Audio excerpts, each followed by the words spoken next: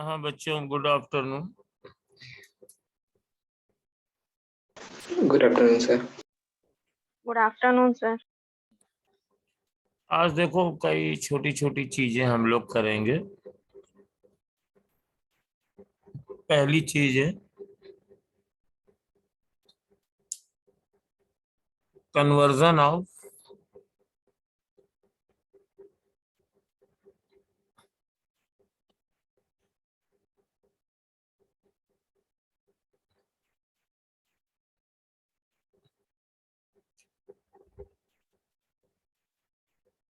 Conversion of galvanometer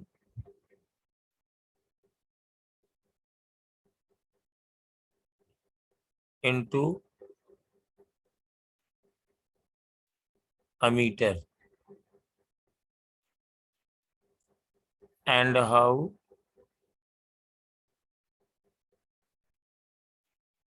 range is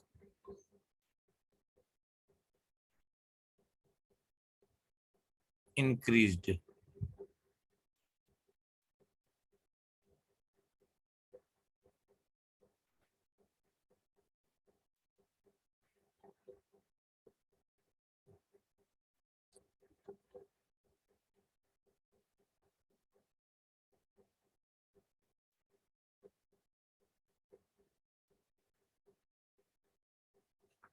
तो देखो बच्चों, गैल्वेनोमीटर क्या होता है?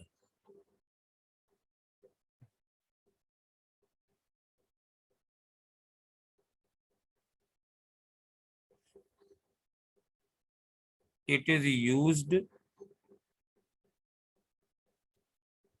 to measure current and detect its direction.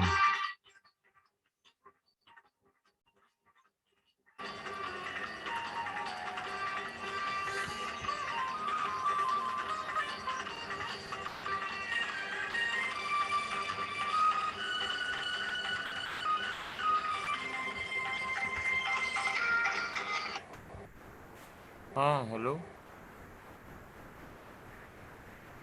नहीं, अभी तो क्लास ले रहे हैं यहाँ पे।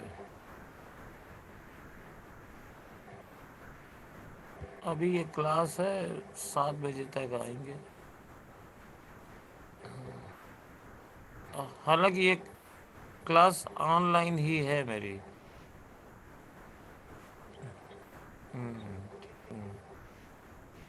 ठीक ठीक।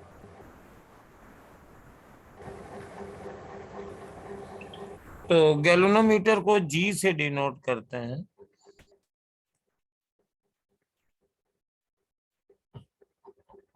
और इसको कैसे बनाते हैं, इसका जो कंस्ट्रक्शन है वो कुछ इस टाइप का होता है कि एक कॉइल ले लेते हैं।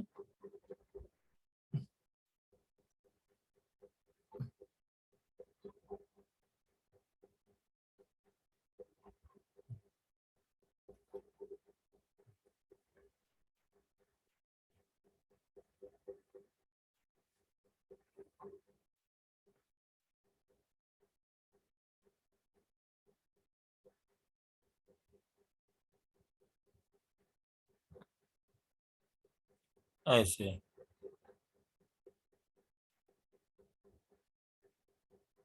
ये ऐसे निकला रहता है।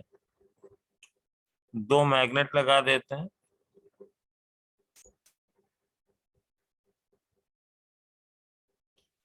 बीच में मतलब मैग्नेटिक फील्ड है। और इसके ऊपर एक डायलिंग कर देते हैं। मैं यहाँ इसका मैकेनिकल डिटेल नहीं बता रहा हूँ, क्योंकि वो मैग्नेटिज्म में डिफ्लेक्टिंग टॉर्क लेने के बाद बताऊंगा। लेकिन गैल्वेनोमीटर का पॉइंटर ऐसे होता है, और इधर इधर नंबरिंग होती है, 0 बीच में रहता है। तो अगर करंट एक डायरेक्शन में जाएगी तो पॉइंटर वन साइड जाएगा, अगर दूसरी डायरेक्शन में करंट जाएगी तो पॉइंटर दूसरी डायरेक्शन में जाएगा। और सबसे खास बात यह है कि ये पॉइंटर यहां से यहां तक जैसे चला जाएगा अगर, तो ये मैक्सिमम डिफ्लेक्शन है। तो deflection in galvanometer, deflection is in galvanometer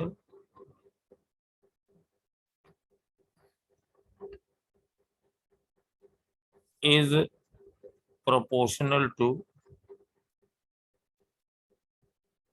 theta, current passing through it.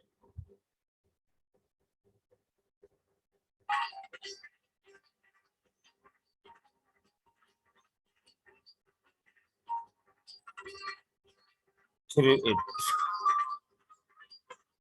तो अगर ये फाई है, phi is proportional to I, ये पहला पॉइंट है।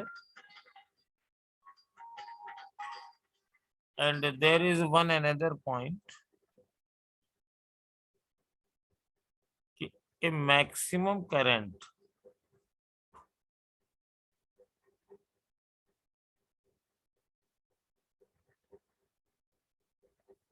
is passed through coil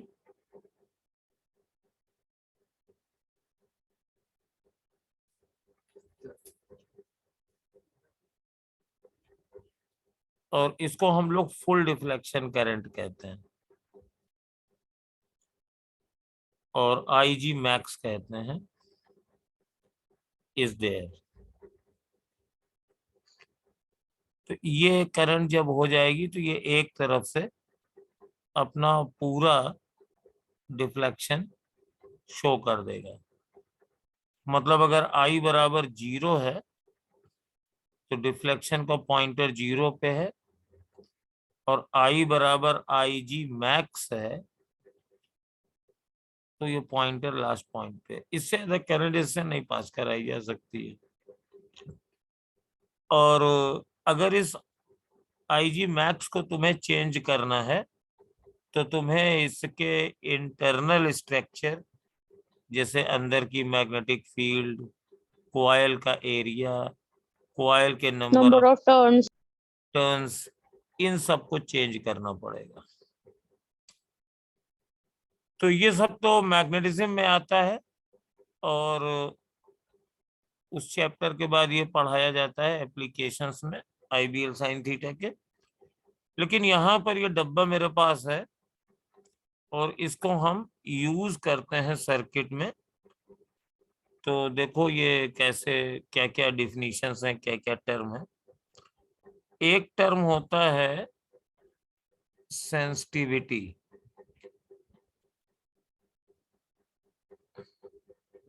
sensitivity, और ये होती है डिफ्लेक्शन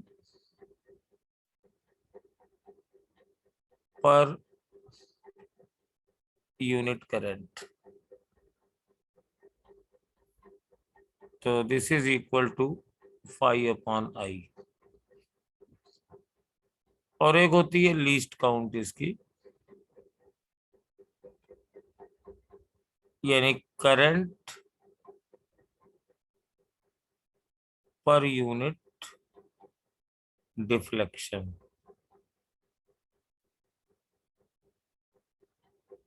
और ये होती है आई बाई फाई। दोनों एक ही साथ होती हैं, ये दोनों एक साथ रहती हैं। और एक रिलेशन है जो मैं बताना चाहता हूं यहाँ पे, वो है कि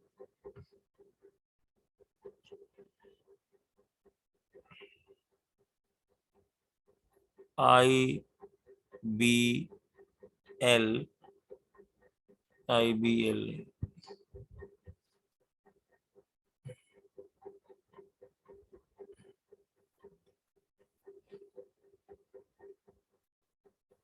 N A is equal to K phi. ये गैल्वेनोमीटर का बेसिक इक्वेशन होता है, जहां पर आई तो इसके थ्रू करंट है, बी मैग्नेटिक फील्ड है रेडियल, तो आई इज करंट और फाई डिफ्लेक्शन जानते हैं, B is radial magnetic field,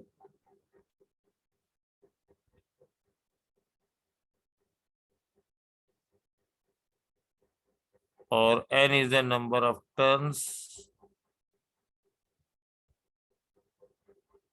और a is the area of coil।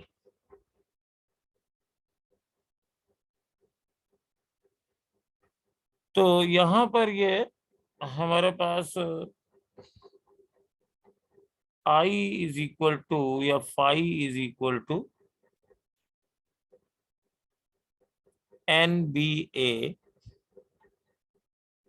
Upon K times I रहती है। और ये सब जो टर्म है ये सब गैल्वेनोमीटर कांस्टेंट है। तो अगर मैं इससे सेंसिटिविटी निकालता हूं फाई अपॉन आई, और अगर आई अपॉन फाई निकालते हैं तो दोनों एक दूसरे के रेसिप्रोकल हैं, तो दोनों एक साथ ज्यादा नहीं हो सकते। अगर लीस्ट काउंट ज्यादा करोगे तो सेंसिटिविटी कम हो जाएगी, सेंसिटिविटी ज्यादा करोगे तो लीस्ट काउंट कम हो जाएगी।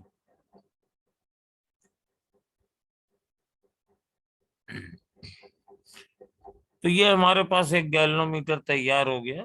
अब let us do something. Question है मेरा, ए galvanometer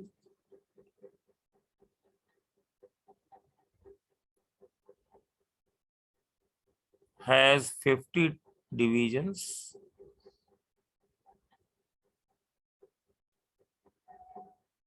and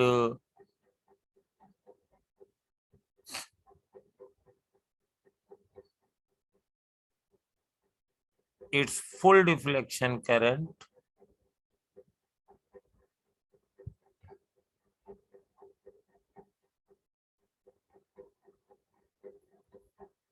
is 1 ampere. Find its sensitivity,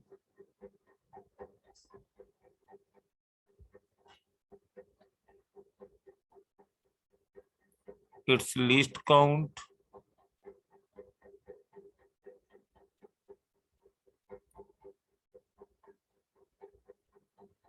its range,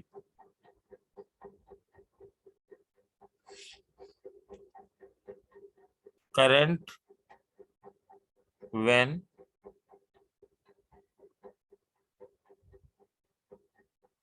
reading is 30 divisions,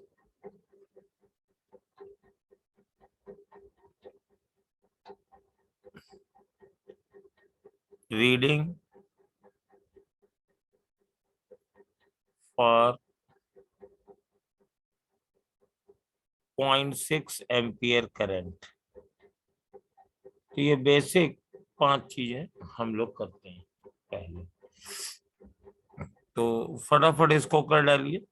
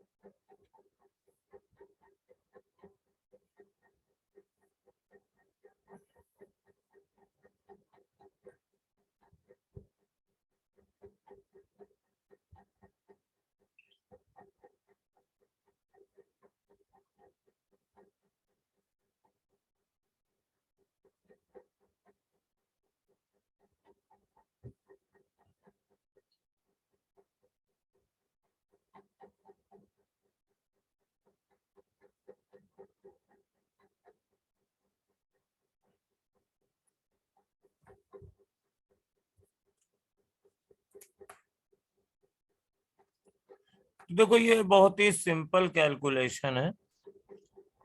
sensitivity होती है फाई अपॉन आई, और 1 एम्पियर फुल डिफ्लेक्शन करंट का मतलब है कि गैल्वेनोमीटर में यहां से यहां तक टोटल डिविजन्स 50 हैं और यहाँ की रीडिंग 1 एम्पियर है।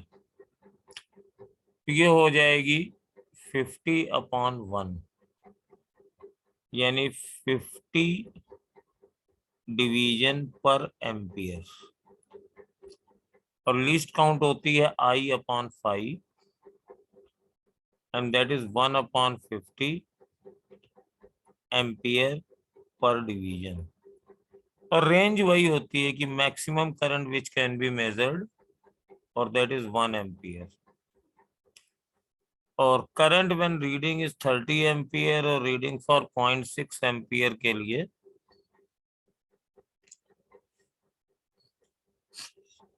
हमारा यूज होगा formula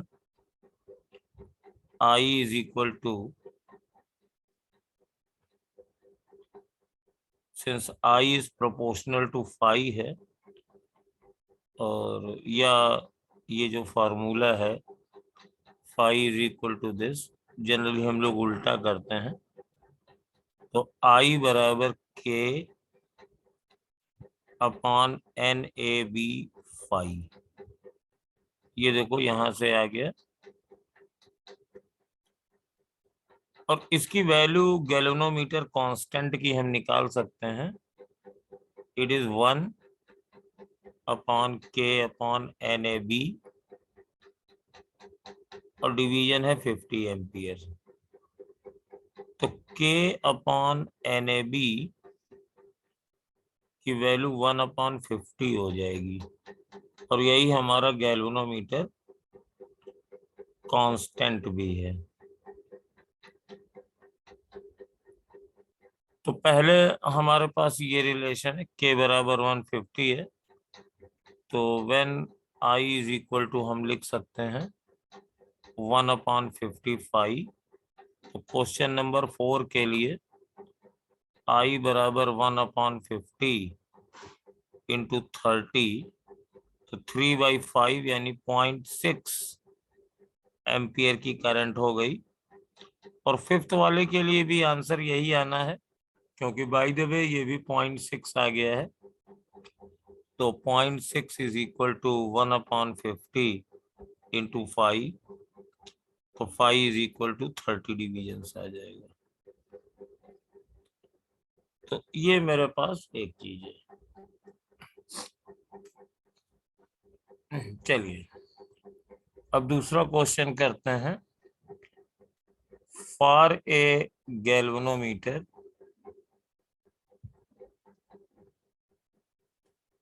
I is equal to some constant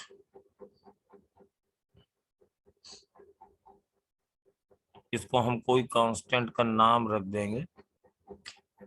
suppose मैंने इस कांस्टेंट का नाम कैपिटल C रख दिया, फाई।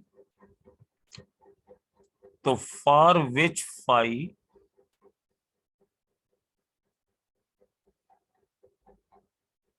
करंट इज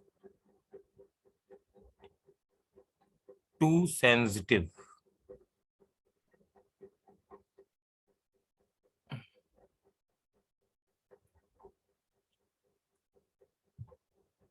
सेंसिटिविटी सबसे ज्यादा कब होगी?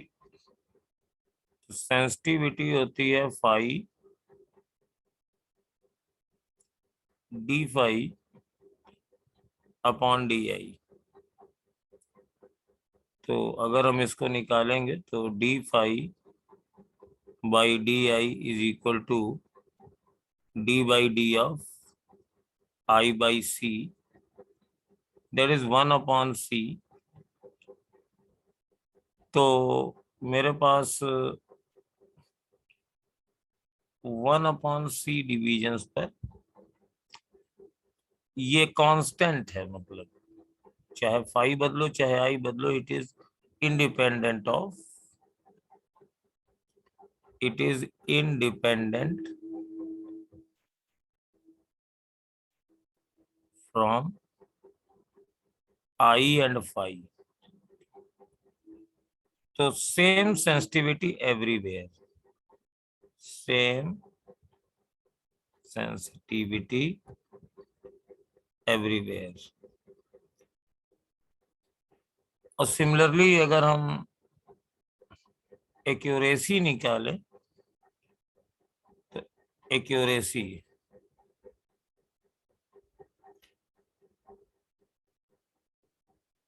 एक्यूरेसी होती है di/d5. तो di/d5 भी c होगा और it is also same everywhere. तो इसमें कोई ऐसा इश्यू नहीं है. बट सपोज हम अपने गैल्वेनोमीटर को थोड़ा सा बदल देते हैं. ये एडवांस क्वेश्चन है. And let us consider a tangent galvanometer.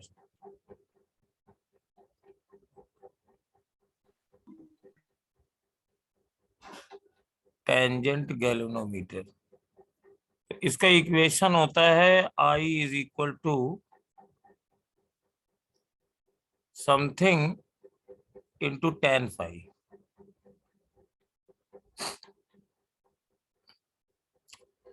तो अगर हम इसकी एक्यूरेसी निकालें तो di/d5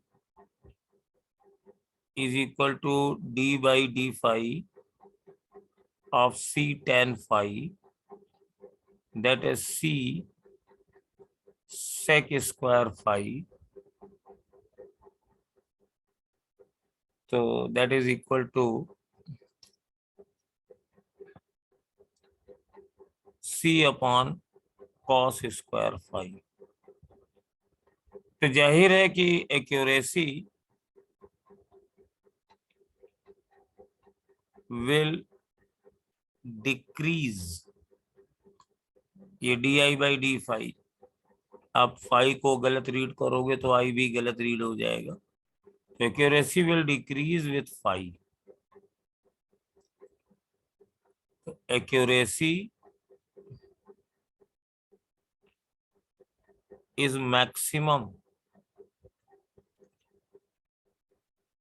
एट, जब ये मिनिमम होगा जब phi is equal to 90.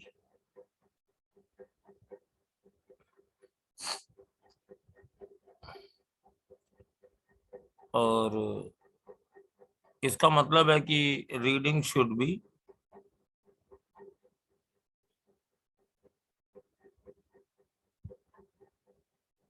more accurate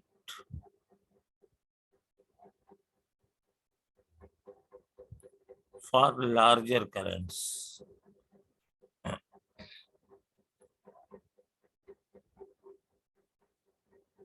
For larger currents. आप जितना ज्यादा बड़ी रीडिंग लोगे, more I, then more phi और more accurate the result. Percentage error इसमें उतनी ही कम हो जाएगी.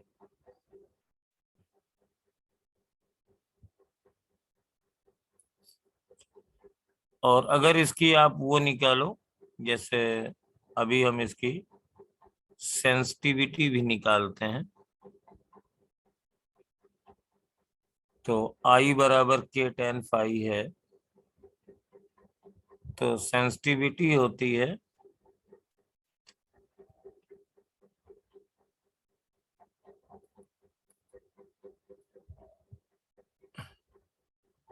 d/di. तो अब इसको अगर हम I के रेस्पेक्ट में डिफरेंशिएट करेंगे तो 1 is equal to k sec square phi d/di. तो d/di is equal to 1 upon k sec square phi, and that is cos square phi upon k. तो sensitivity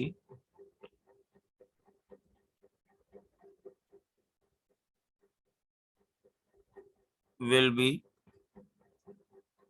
more at phi is equal to 0, जब ये value सबसे ज्यादा होगी।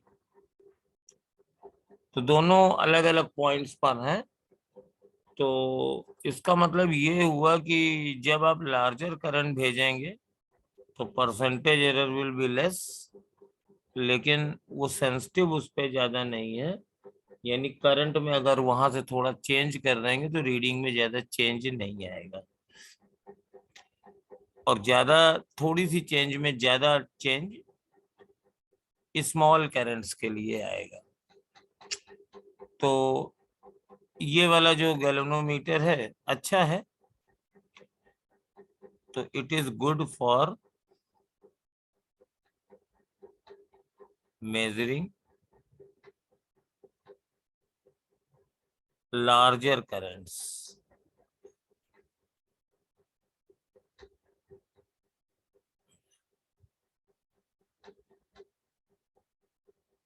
उसमें ये ज्यादा एक्यूरेट रहता है।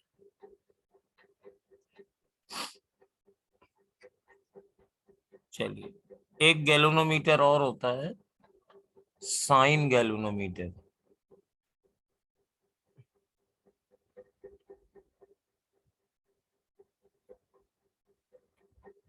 और इसमें I बराबर के साइन फाई होता है। तो अब ये तुम लोगों के लिए क्वेश्चन है, फाइंड एक्यूरेसी एंड सेंसिटिविटी।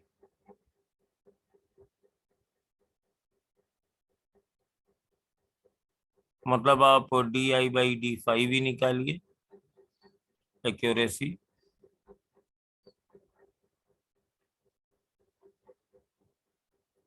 और आप D5/DI भी निकालिए इसकी सेंसिटिविटी। तो देखिए इसमें क्या आंसर आता है, हाउ गुड इज इट, ये कितना अच्छा है।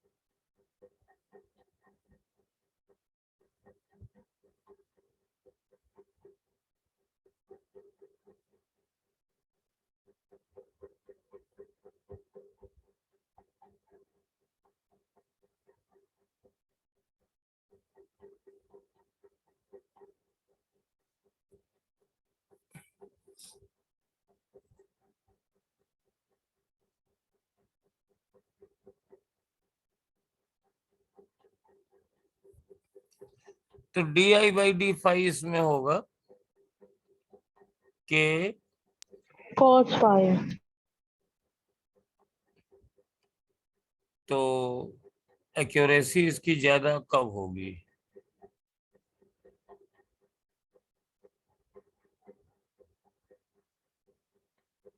accuracy is more when phi is equal to 0, तभी इसकी वैल्यू लार्जेस्ट होगी। और अगर इसको निकालेंगे तो इसको निकालने का क्या तरीका है, ये 1 is equal to K sine phi का cos phi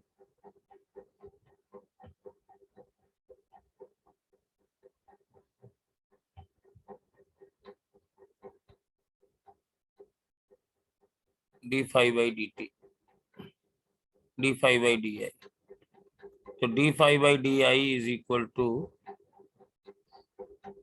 1/k cos phi. So this is more for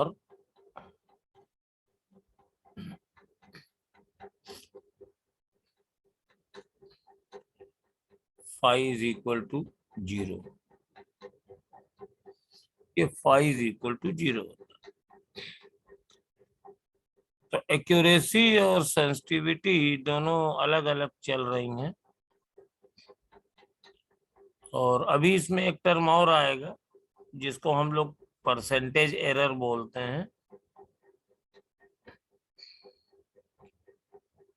तो उसको देखना होगा। खैर अब हम लोग अपने मुद्दे की बात में आते हैं।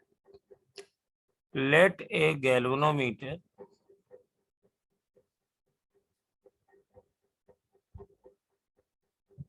Can detect maximum 1 ampere current, but we want to measure current up to 10 ampere. What will we have to do? इसको कहते हैं रेंज इंक्रीमेंट।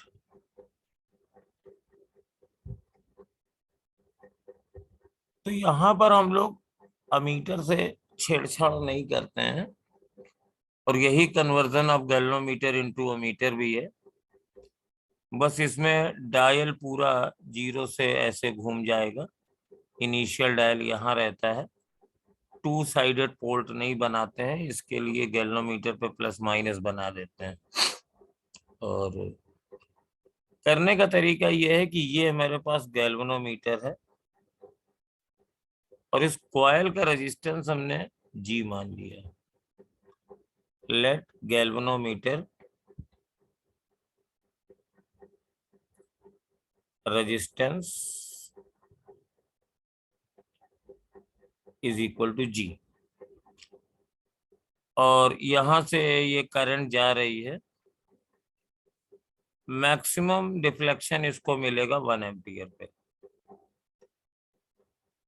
तो यहां से 1 एम्पियर की जब करंट आएगी, मेजरिंग करंट यही है जिसको मेजर करना है, तो ये 1 एम्पियर पे फुल डिफ्लेक्शन दे देगा। तो व्हाट विल हैपन, सपोज हम करंट यहां से 10 एम्पियर की भेजेंगे, तो बेकार है क्योंकि 1 एम्पियर पे फुल डिफ्लेक्शन मिल जाएगा और करंट बढ़ने पर और उसको पॉइंटर को मूव करने की जगह ही नहीं है। तो इसके लिए हम लोग एक काम करते हैं कि we add a resistance parallel to galvanometer, इसको शंट बोलते हैं।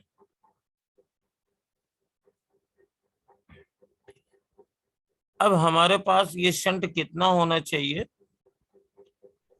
वो ऐसा होना चाहिए कि जब ये 10 एम्पियर की करंट हो और चूंकि ये मैक्सिमम 1 एम्पियर की ही मेजर कर सकता है, तो यहां से पास होने वाली करंट 1 एम्पियर की हो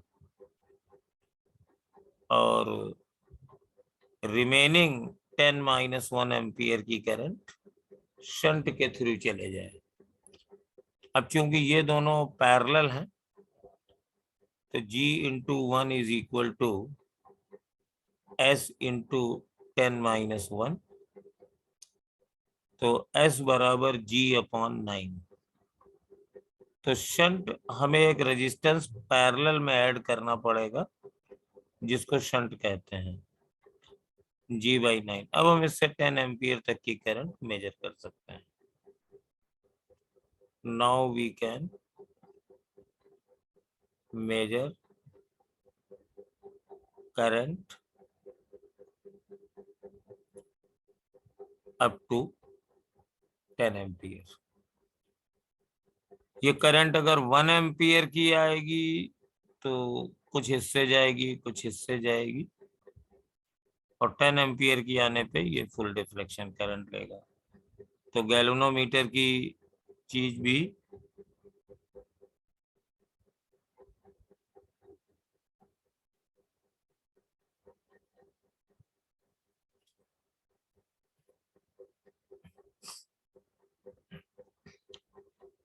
फिजिकल बॉडी में कोई चेंज नहीं होगा, शंट लगा के मेरा काम चल जाता है।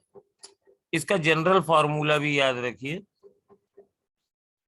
ये मान लीजिए जी है और सपोज इससे जाने वाली करंट आई जी है, तो और फिर हमने इसके बाद शंट लगा दिया इसमें, ये शंट लगा दिया, तो और यहां से करंट आई आ रही है, तो यहां से आई जी जा रही है, तो यहां से आई माइनस आई जी जाएगी। तो I G into G is equal to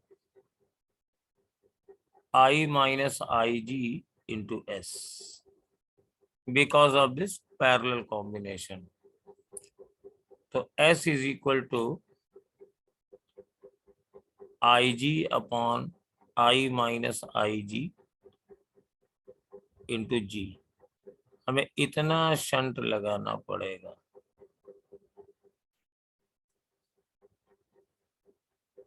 ये फॉर्मूला है इन दोनों के बीच का, और उसके क्वेश्चन ऐसे बनते हैं कि एन एमीटर, गैल्वेनोमीटर की जगह कभी कभी एमीटर भी बोल देते हैं, can major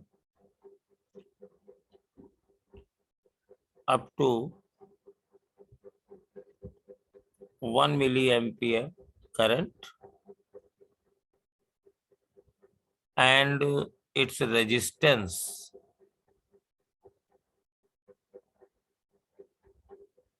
is 100 ohm. Find the requirements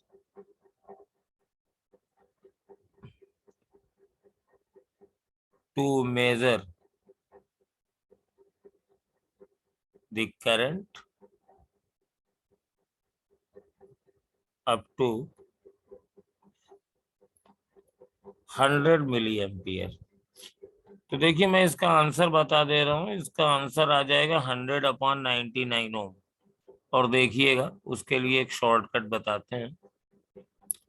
पहले एस निकाल लो, ये आई जी है तो 1 मिली एम्पियर, और ये I माइनस आई जी है, इसको मुझे मेजर करना है। तो 100 minus 1 milliampere and this is 100, तो दैट इज 100/99 ओम। और ये रेजिस्टेंस पैरेलल में लगाना चाहिए। This resistance must B connected parallel to ammeter।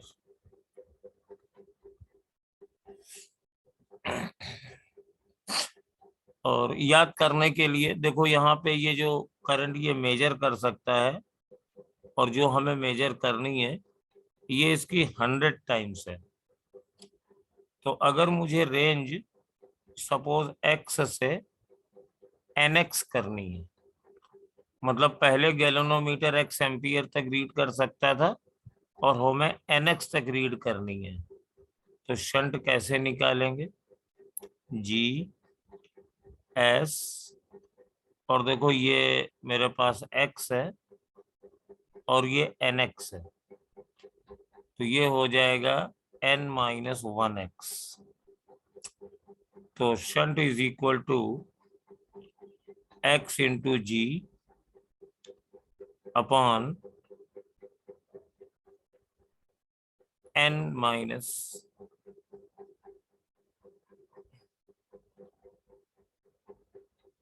1x, तो ये आ जाएगा g/n-1। और अगर ये तुम्हें याद है तो बिल्कुल तुम्हारा काम आसान हो गया। जैसे एक गैल्वेनोमीटर रीड कर सकता है 10 मिली एम्पियर तक की करंट, ये इनिशियल है, और तुम्हें रीड करना है 50 मिली एम्पियर तक की करंट, तो तुम्हें शंट चाहिए होगा गैल्वेनोमीटर का रेजिस्टेंस। और ये देखो मेरे पास 5 टाइम्स मुझे रेंज करनी है, तो अपॉन 5-1, तो shunt will be what ever be the resistance of galvanometer, G/4 तुम्हें पैरेलल में जोड़ना होगा।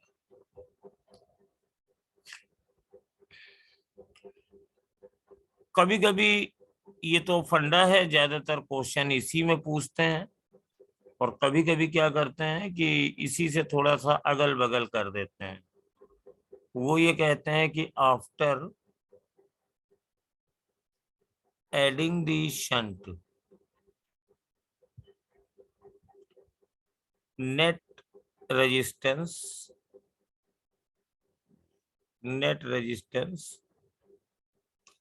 of ammeter। तो देखो नेट रेजिस्टेंस तो यही है, ये दोनों पैरेलल में है, तो GS/G+S होता है। और अगर तुमने करंट को n टाइम्स इसकी रेंज बढ़ा दी है, n फोल्ड कर दी है रेंज, तो S की वैल्यू रख दो GS/n-1 और G+G/n-1, यहाँ पे G कर दो। तो जब इसको सॉल्व करोगे तो एक G कट जाएगा और ये G/n आ जाएगा। यानी गैल्वेनोमीटर बनने वाले एमीटर का इक्विवेलेंट रेजिस्टेंस, अगर आप उसकी रेंज n टाइम्स शंट जोड़ के कर रहे हैं, तो उसका रेजिस्टेंस G/n हो जाएगा। ठीक है। नाउ कन्वर्जन ऑफ गैल्वेनोमीटर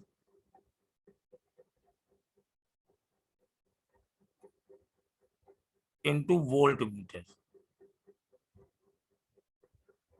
तो वोल्ट मीटर में क्या है, वही कहानी है। ये गैल्वेनोमीटर था, इसका रेजिस्टेंस G था, और इससे बहने वाली करंट IG थी, मान लो मैक्सिमम। तो जो पहले इसकी मैक्सिमम वोल्टेज ये मेजर कर सकता था, वो IG/G था। अब तुम्हें ज्यादा वोल्टेज मेजर करना है, लेकिन इससे ज्यादा आप करंट तो भेज नहीं सकते हो। तो इस बार आप क्या करो, एक रेजिस्टेंस इसके सीरीज में लगा दो। और ये याद रखना कि इसको शंट नहीं कहते हैं, इट इज नॉट शंट। कई लोग कहते हैं शंट को सीरीज में लगा देंगे तो काम तो चल जाता है, लेकिन technically they are wrong. Shunt is a resistance which is connected in parallel to the original piece. तो इट इज नॉट शंट, हमने जोड़ दिया है। और अब ये जो नया वोल्टेज आ जाएगा V' न्यू रेंज हो जाएगी, वो IG/G+R हो जाएगी।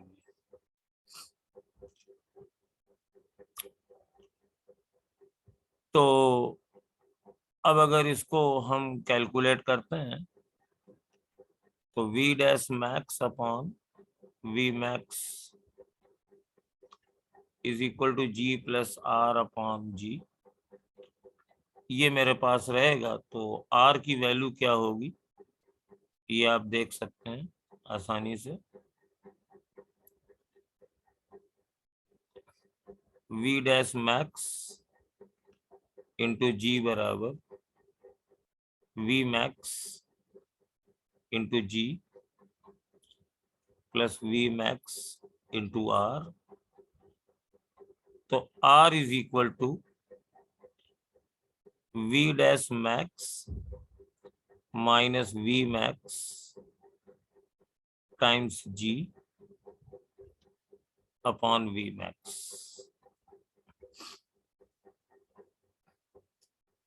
इतने का जोड़ेंगे। एग्जाम्पल कैसा लेंगे, ऐसे लेंगे। ए वोल्ट मीटर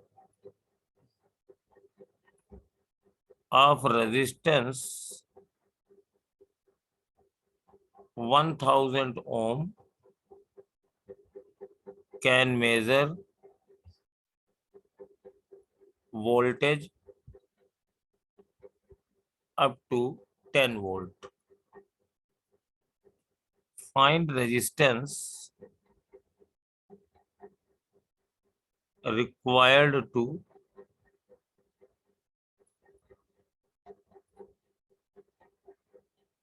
measure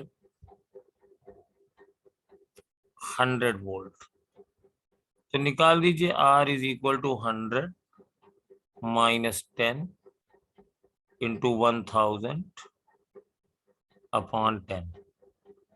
तो 100 माइनस 10 इज 90 और अपॉन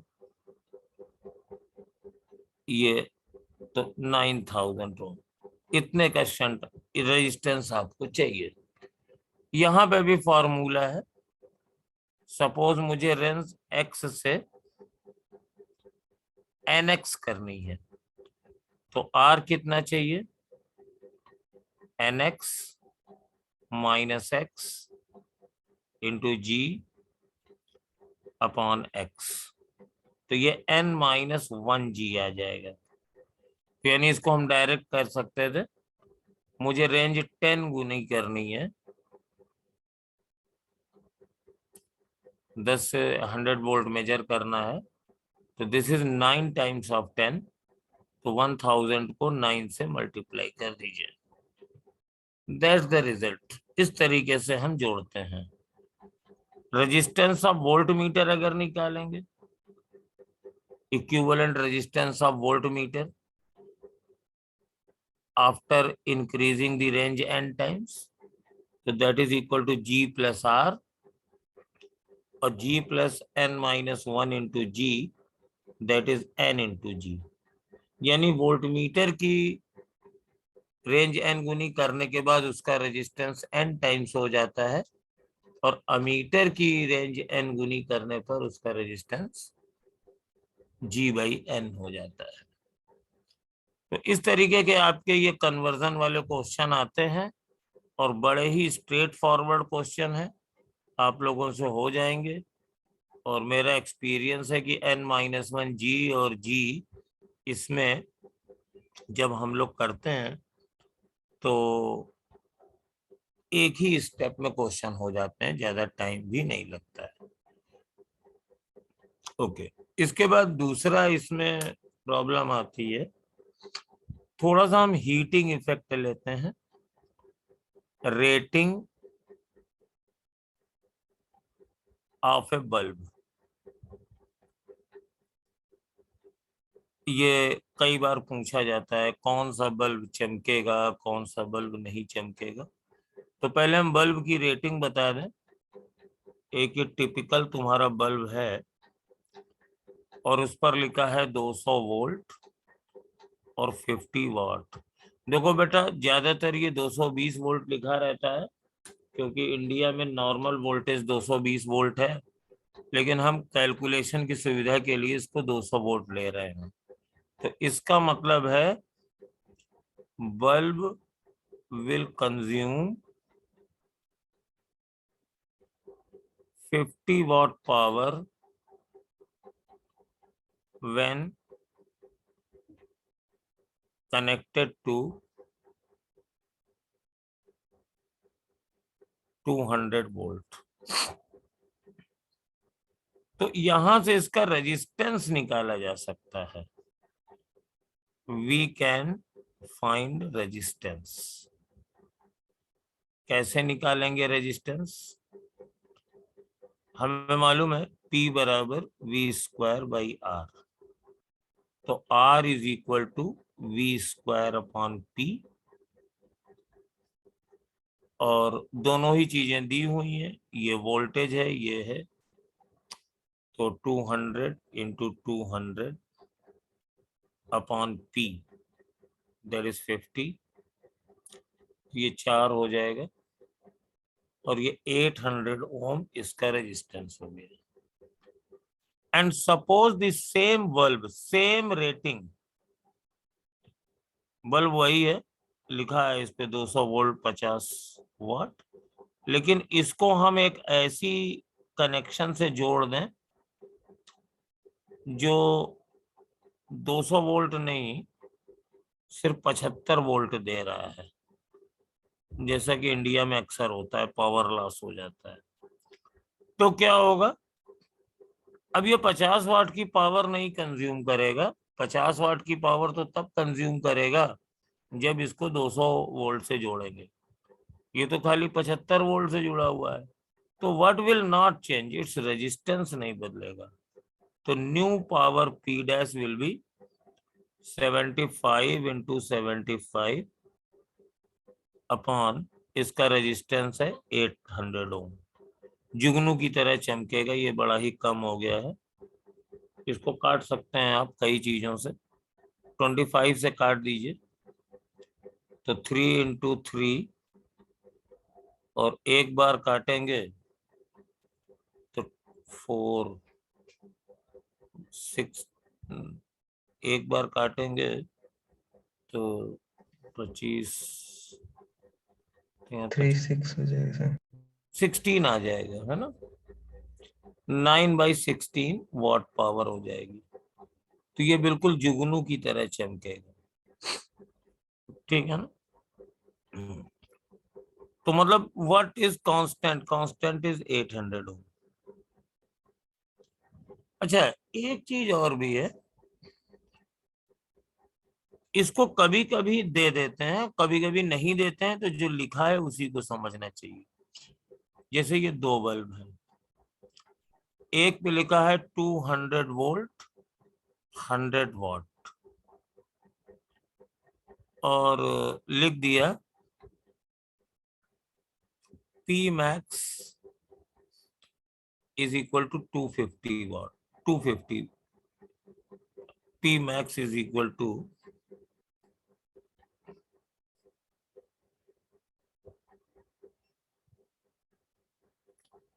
125 वाट, ये अलग से मेंशन है।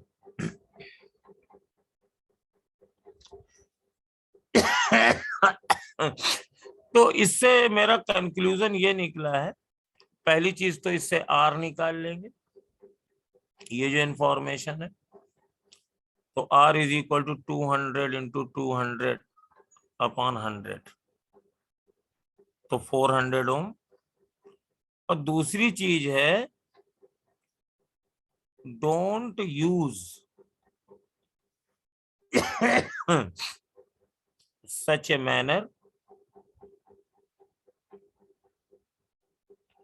that P greater than 125 watt। मतलब अगर इसमें हम, बेटा बेटा इसको सॉल्व कर लो। मैंने जो बोला था वही लिख दिया था, देख लेते हैं।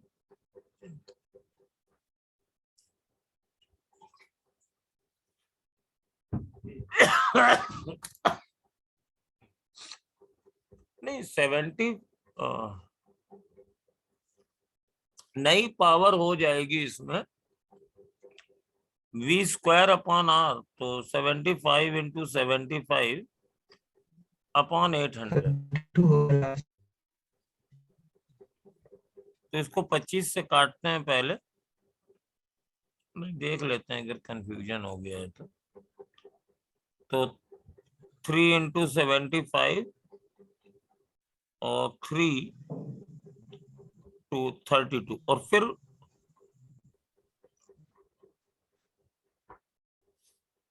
हाँ, अब तो ये कटेगा ही नहीं, वेरी गुड, थैंक यू बेटा। अब ये एक बार 25 से जब काट देंगे तो अब ये नहीं कटेगा, तो तो 3 पे 6 15, 225/32 वाट आएगी। ठीक, थैंक यू प्रत्युष। तो इसका दूसरा मतलब ये हुआ कि आप इसको इस तरीके से यूज ना करो कि इसमें पावर कंजम्पशन 125 वाट से आए। तो इसका यूज ऐसे होता है कि सपोज ये कोई मेंस है और यहां से हमें इस बल्ब को लगाना है,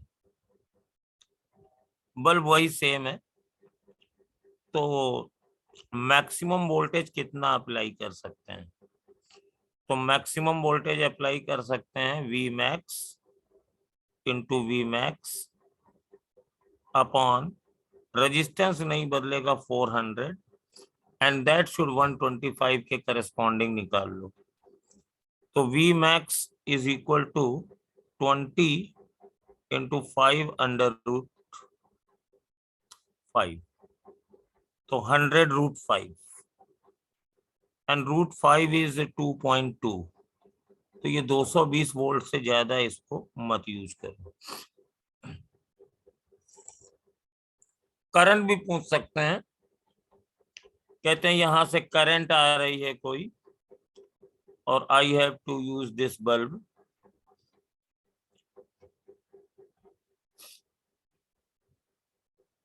सेम बल्ब, तो ये मैक्सिमम करंट इससे कितनी फ्लो कराई जा सकती है? तो कहानी वही है, power should not exceed 125 what. तो अगर यहाँ पे करंट आई जा रही है तो I max into I max into 400 equal to 125, इसके करस्पॉन्डिंग निकाल लो। तो I max is equal to 5√5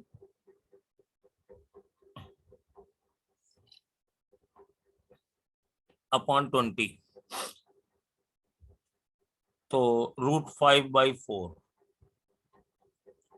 तो 2.2 अपॉन 4, तो 0.55 एम्पियर। इससे ज्यादा करंट इसमें मत भेजो। अगर किसी भी कंडीशन में बल्ब से जाने वाली करंट इस वैल्यू से ज्यादा हो गई या बल्ब के अक्रॉस वोल्टेज इससे ज्यादा हो गया, तो in both cases power consumption will exceed 125 watt and bulb will fuse.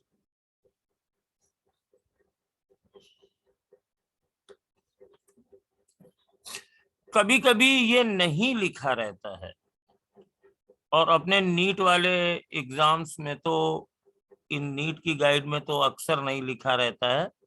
Suppose इस बल्ब पे लिखा है 220 वोल्ट 100 वाट और कहा है कि इसमें कुछ इस टाइप का बोला गया है, इसको ऐसे जोड़ दिया गया।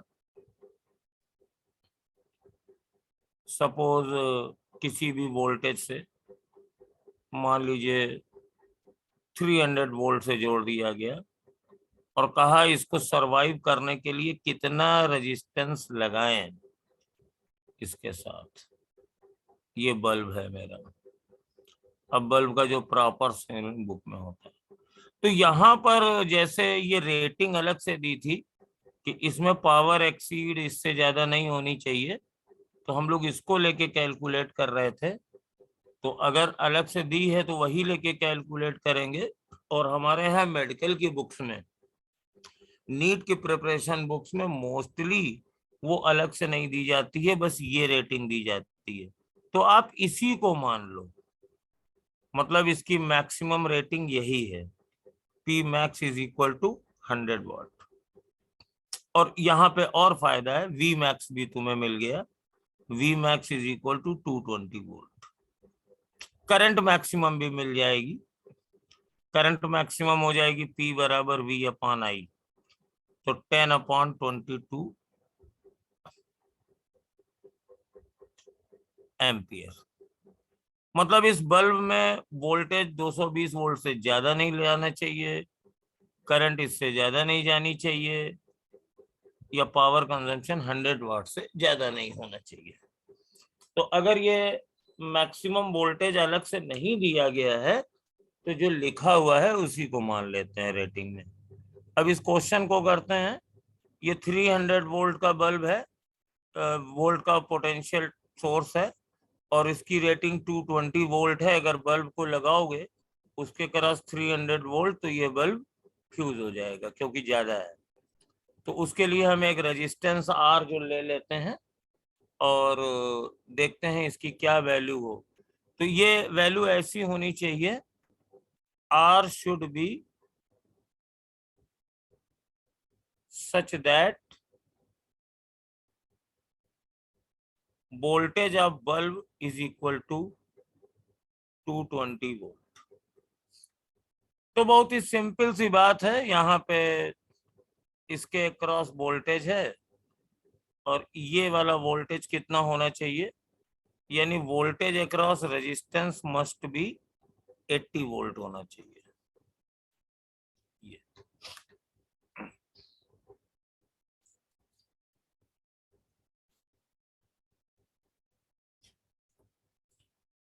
अब ठीक है, ये क्या ठीक है, बल्ब का रेजिस्टेंस हम निकाल लेते हैं। 220 इंटू 220 अपॉन 100, तो ये 484 ओम का आ गया है। अब देखो इसके अक्रॉस, अब यहाँ को कई तरीके से ये सर्किट है, हम तो सीधे सीधे डिवाइड कर देते हैं क्योंकि इनमें करंट सेम होगी। तो voltage across bulb 220 upon voltage across resistance that is 80 is equal to resistance of bulb 484 upon ये आर तुम्हें निकालना है।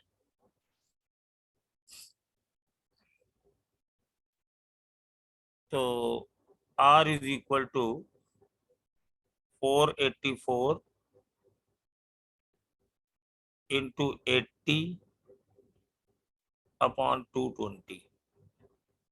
ठीक है, ये 0 से 0 काट दीजिए और इसको काटिए, 22 दूनी 44, ये एक्चुअली ये 22 का स्क्वायर है। तो 22 इंटू 8, तो 8 2 जा 16 और 176 ओम का ये रेजिस्टेंस होना चाहिए।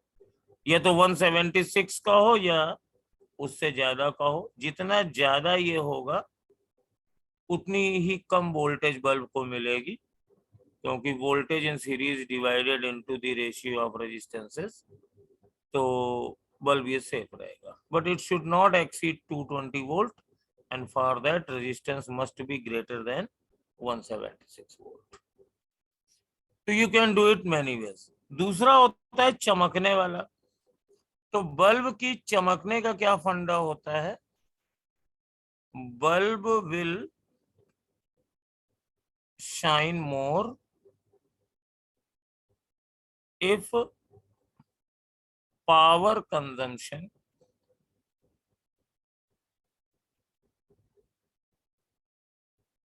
in it is more। आप एक बल्ब लीजिए और इसकी रेटिंग है मान लीजिए 200 वोल्ट 100 वॉट, और यहां से एक वोल्टेज लगा दीजिए और वोल्टेज वेरी करिए, 0 से शुरू करिए, 0 10 100 150। तो आप वोल्टेज बढ़ाते जाओगे बल्ब की चमक बढ़ती जाएगी क्योंकि पावर कंजम्पशन ज्यादा होता जा रहा है। जितना ज्यादा पावर कंजम्पशन होगा बल्ब उतना ही ज्यादा चमकेगा। And don't apply voltage more than 200 because it is the limiting value, otherwise bulb will fuse. अब मान लीजिए ये मेरे पास ऐसे कई बल्ब दिए हुए हैं, सीरीज में दिए हुए हैं, B1 B2 B3। तो इसमें करंट सब में सेम होगी, और सपोज इनकी रेटिंग्स हम ले दे रहे हैं 200 वोल्ट 100 वाट, 100 वोल्ट 50 वाट और 200 वोल्ट 200 वाट। तो कौन सबसे तेज चमकेगा? तो नॉर्मली स्टूडेंट को याद रहता है कि सीरीज में जिस की पावर सबसे कम होगी वो सबसे तेज चमकेगा, लेकिन वो एक एक्सेप्शनल केस है। वो तब होगा जब ये चीजें सब में वोल्टेज सेम हो। ये 200 है, ये 100 है, तो यहां पर हम ये फंडा नहीं लगा सकते कि 50 वाट वाला बल्ब सबसे तेज चमकेगा। हो सकता है बाय द वे आंसर यही आए, बट ये इसमें लगेगा नहीं, क्योंकि सबसे लेसर पावर का बल्ब सीरीज में सबसे ज्यादा शाइन करेगा। ये रिजल्ट तभी वैलिड है जब उनकी वोल्टेज रेटिंग सबकी सेम हो। अगर ये 200 वोल्ट 100 वाट, 200 वोल्ट 50 वाट, 200 वोल्ट 200 वाट होता, यानी वोल्टेज रेटिंग सबकी सेम होती, तब हम इसको तुरंत लगा सकते थे, लेकिन यहाँ नहीं लगा सकते। तो यहाँ पर क्या लगाएंगे? ये पावर वाला लगाएंगे। पावर किसमें सबसे ज्यादा कंज्यूम होगी?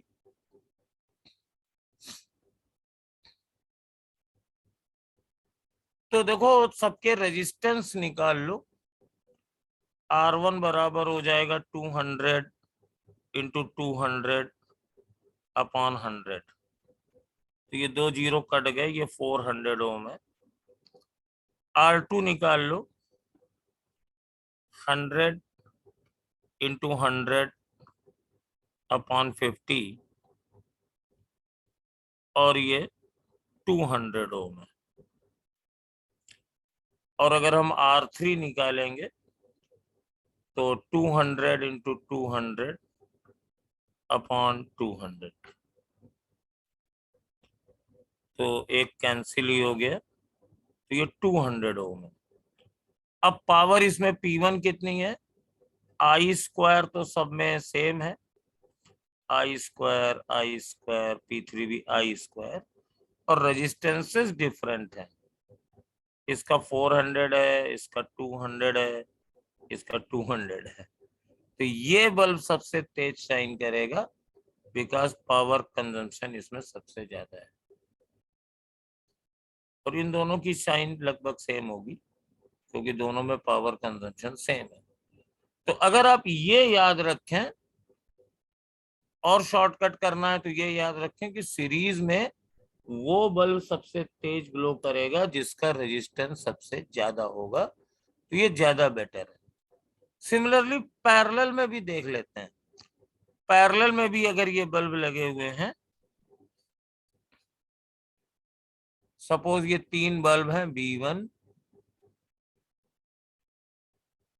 B2 और B3, तो इसमें कौन सबसे तेज चमकेगा? स्मॉलेस्ट, जिसकी रेजिस्टेंस सबसे कम। Smallest resistance. और अगर सबकी वोल्टेज रेटिंग सेम होगी, if voltage ratings are same, if voltage ratings are same, then maximum power। जैसे ये 220 वोल्ट 100 वाट का है, ये 220 वोल्ट 50 वाट का है, और ये 220 वोल्ट 200 वाट का है। तो यहाँ तो वोल्टेज रेटिंग सबकी सेम है, तो इसका मतलब है यही वाला बल्ब सबसे तेज शाइन करेगा। अगर ये वोल्टेज रेटिंग सेम ना होती तो फिर हम रेजिस्टेंस निकालते, जिसका रेजिस्टेंस सबसे कम होता उसमें सबसे ज्यादा पावर कंजम्पशन होती और वो सबसे तेज चमकता। और इसी बिहार पे जब सर्किट में आते हैं तो उसमें भी किया जा सकता है। अच्छा, अब एक नेक्स्ट चलते हैं। टेम्परेचर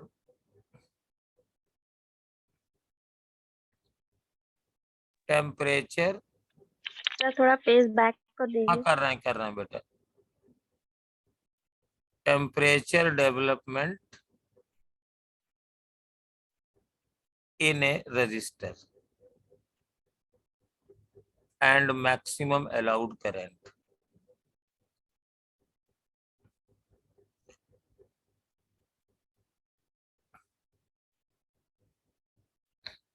ये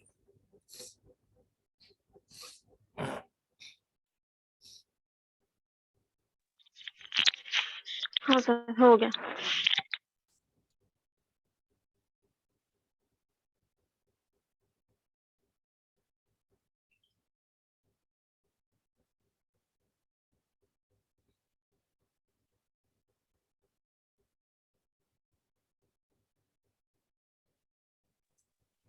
हो गया सर। ठीक ठीक ठीक। टाइम भी हो गया, हम थोड़ा टाइम देखने लगे थे। अभी मिश्र उनका कोर्स पूरा हो गया है बेटा, मिश्रा सर का। No sir. नहीं, फोटो इलेक्ट्रिक इफेक्ट आ रहा है ना।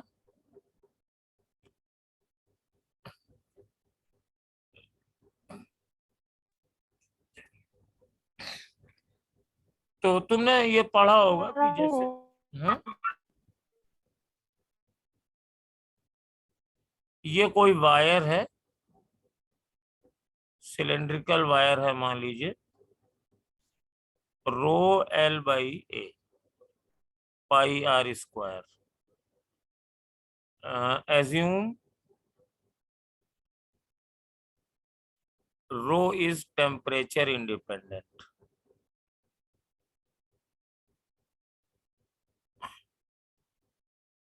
हम ये नहीं मानेंगे कि टेम्परेचर बढ़ने के साथ इसका रेजिस्टेंस भी बढ़ेगा, उसको कांस्टेंट मानते हैं। तो ये वायर है और इसमें अगर हम कोई करंट पास करते हैं आई समय तक के लिए, तो इसका टेम्परेचर बढ़ जाता है। विश्वास ना हो तो, विश्वास ना हो क्या, सबको मालूम ही है, तुम लोग पैटीज वैटीज इतना खाती हो, सब लोग, बच्चे भी खाते हैं, लड़कियां ज्यादा खाती हैं। तो तो यहाँ पे देखो अपने काकादो में जो दुकानदार है ना, वो अब की ओवन, बात नहीं है। हाँ मुझे मालूम है, बड़ा प्याज की तेज दुकान है के वो। लड़के बहुत ज्यादा खाते हैं। हम भी बहुत ज्यादा खाते हैं, चिंता ना करो, कभी आओ तो खिलाएंगे न्यू लाइट। ठीक है। तो ये लोग क्या करते हैं कि माइक्रोवेव ओवन थोड़ी रखते हैं, एक बॉक्स बनवा लेते हैं लकड़ी का, उसमें एक बल्ब जला देते हैं और उस बल्ब की हीटिंग हीटिंग से पेटीज गर्म रखते हैं। और जाड़े में भी अगर आप CFL और इन सब की वजह बदले में अगर बल्ब लगाएं तो गर्मी ज्यादा हो जाती है। तो it is a good, heater के बदले में बल्ब लगाएं अगर, तो काफी गर्मी हो जाती है।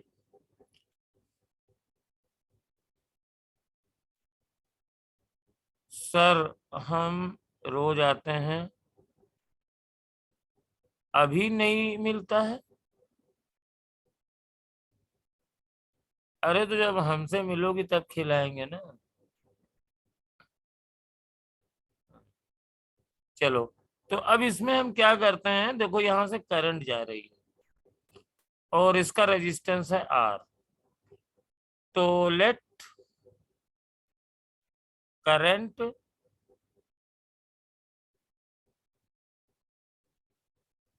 passes for time t। तो इसमें हीट लॉस कितना होगा? हीट लॉस होगा I²R। तो I²R की जगह rho L upon pi R square, और टाइम से मल्टीप्लाई कर दो भाई।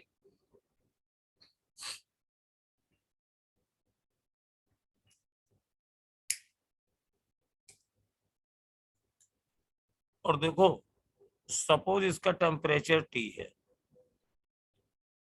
Late temperature is T। तो ये क्या करेगा, देखो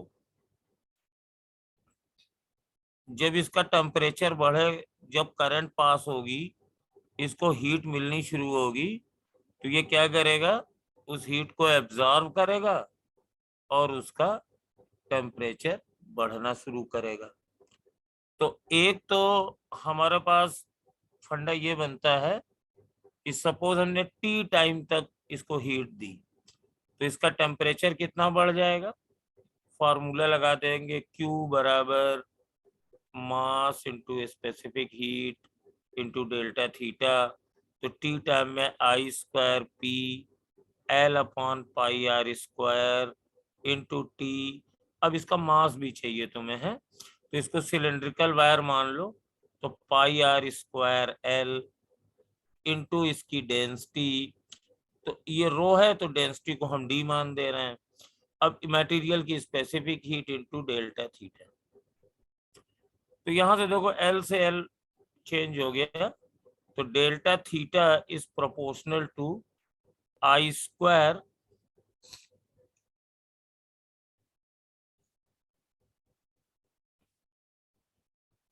अपॉन आर की पावर 4 इंटू टी। ये 3 पैरामीटर्स पे ज्यादा डिपेंड करता है। करंट अगर डबल करोगे तो टेम्परेचर डेवलपमेंट 4 टाइम्स हो जाएगा, डबल टाइम तक पास करोगी तो टेम्परेचर जो बढ़ेगा वो दुगना होगा, और रेडियस अगर ज्यादा लोगी तो टेम्परेचर कम बढ़ेगा, लेंथ से इंडिपेंडेंट है। तो ये मेरे पास इनिशियल स्टेज की एनालिसिस है, सिंपल कैलोरीमेट्री का एप्लीकेशन। लेकिन ये बेटा हमेशा ऐसा नहीं होता है, ये रफ है। अगर हम इसमें करंट पास करते ही जाएं,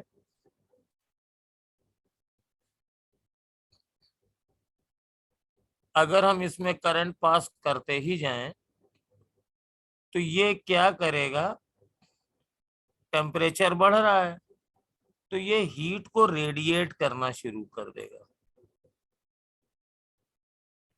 आपको मालूम है जब बॉडी का टेम्परेचर बढ़ता है तो उससे रेडिएशन शुरू हो जाता है। तो जैसे जैसे इसका टेम्परेचर बढ़ेगा, as temperature increases, radiation will increase.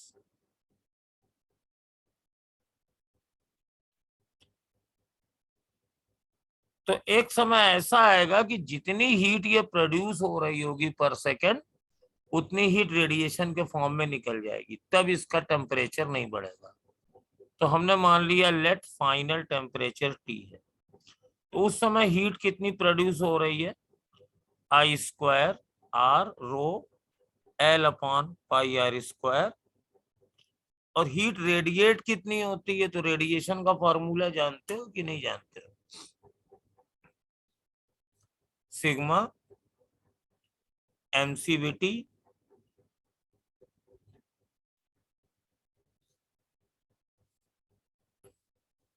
Into sigma into surface area,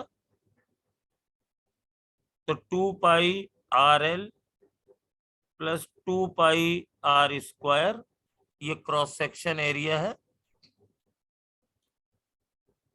ठीक है, इंटू टी की पावर 4 माइनस टी नॉट की पावर 4।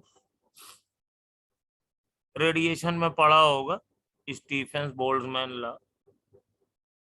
एटमॉस्फेयर का टेम्परेचर मैंने टी नॉट मान लिया है,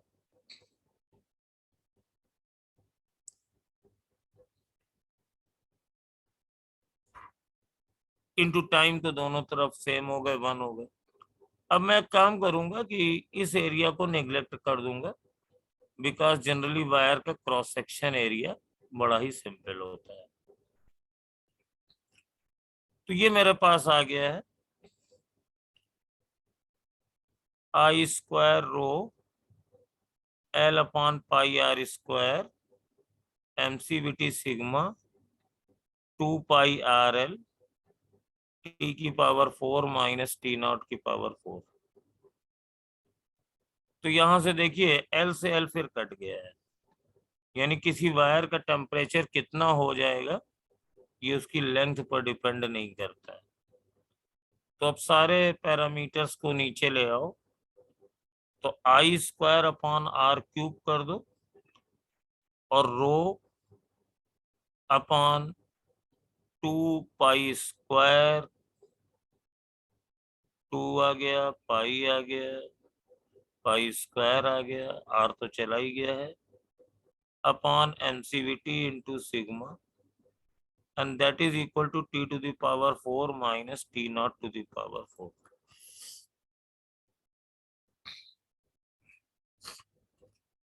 तो यहां से ये क्लियर है कि ये डिफरेंस जो है proportional to I square upon R cube के है। और यहाँ पर अगर वायर का टेम्परेचर एटमॉस्फेयर के टेम्परेचर से काफी ज्यादा है तो इसमें t की पावर 4 कॉमन ले लेते हैं। इफ t is much greater than t की पावर t naught, तो t की पावर 4 कॉमन ले लिया, 1 minus T naught upon T की पावर 4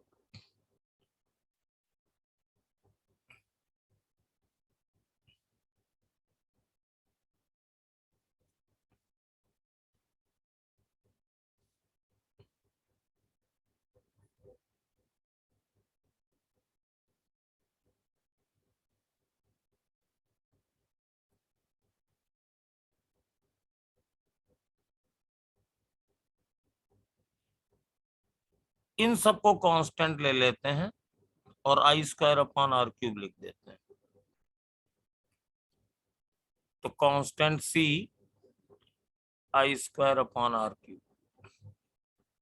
अब देखो इसमें if T naught is T is much greater than T naught, तो ये 1 है, तो बायनोमियल अप्रोक्सीमेशन लग सकता है।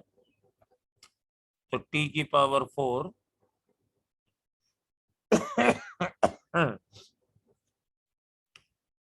तो 1 माइनस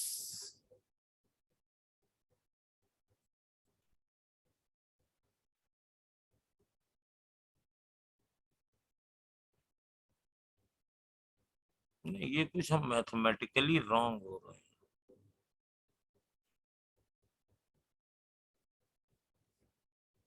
हाँ, यहाँ मैं मैथमेटिकली रॉन्ग हो रहा हूँ। ठीक, अभी सही करता हूँ, पहले सही था। मैं लिख लेता हूँ, पेज पलट गया है इसलिए हो रहा है। ये है टी की माइनस टी नॉट की पावर 4, तो टी नॉट टी की पावर 4 कॉमन ले लिया, 1 minus T naught upon T की power 4 is equal to C upon I square upon R cube. तो इसको नेग्लेक्ट कर दीजिए, तो टी की power 4 is equal to C I square upon R cube. तो ये तब है जब बहुत ज्यादा करंट पास हो रही है और ये वायर मेल्ट वेल्ट नहीं कर रहा है, इसका मेल्टिंग पॉइंट काफी ज्यादा है। इन नॉर्मल प्रैक्टिकल सिचुएशन जो फार्मूला नीट में यूज होता है, मेडिकल के एग्जाम एम्स और सीपीएमटी में यूज हो रहा था, नॉर्मल केस में टी माइनस टी नॉट ये अप्रोक्सीमेटली के बराबर होता है, T approximately equal to T की पावर टी नॉट की पावर 4। तो उस सिचुएशन में इसको अगर डील करते हैं तो टी की पावर 4 और सपोज ये जो डिफरेंस है ये डेल्टा टी है, तो T naught plus delta T की पावर 4। आज गड़बड़ी होती जा रही है। T naught plus delta T की पावर 4 माइनस टी नॉट की power 4 is equal to C I square upon R cube. तो अब यहाँ से टी नॉट की पावर 4 कॉमन ले लेंगे, तो 1 plus delta T upon T naught की power 4 is equal to C I square upon R cube. अब पेज पलटेंगे तो टी नॉट की पावर 4 और 1 माइनस, ये देखिए ये प्लस है, हाँ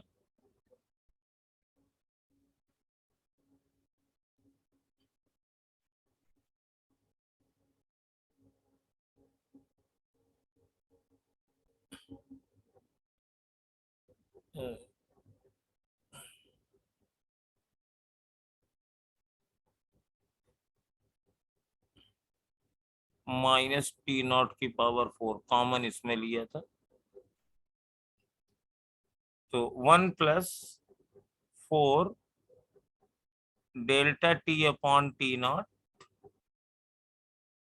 माइनस टी नॉट की power 4 is equal to C I square upon R cube. तो टी नॉट की पावर 4 भी कॉमन ले लिया और फिर ये 1 से 1 माइनस आ जाएगा। 4 delta T upon T naught is equal to C I square upon R cube. इसको भी नीचे ले आइए, 4 को भी नीचे ले आइए। Delta T upon T naught is equal to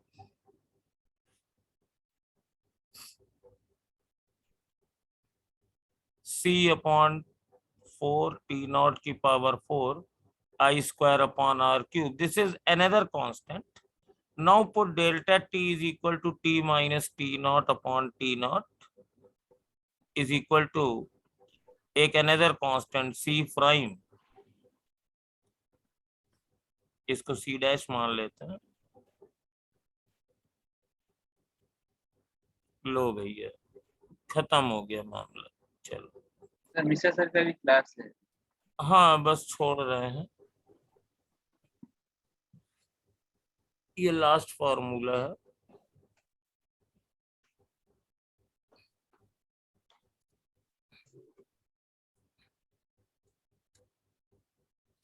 Mishra sir की क्लास तो वैसे भी बेटा थोड़ी लेट ही शुरू होती है, और ठीक है बेटा इसको अगले टर्न पे ही करेंगे, ये पेज मेरा मिस हो गया है। Thank you sir.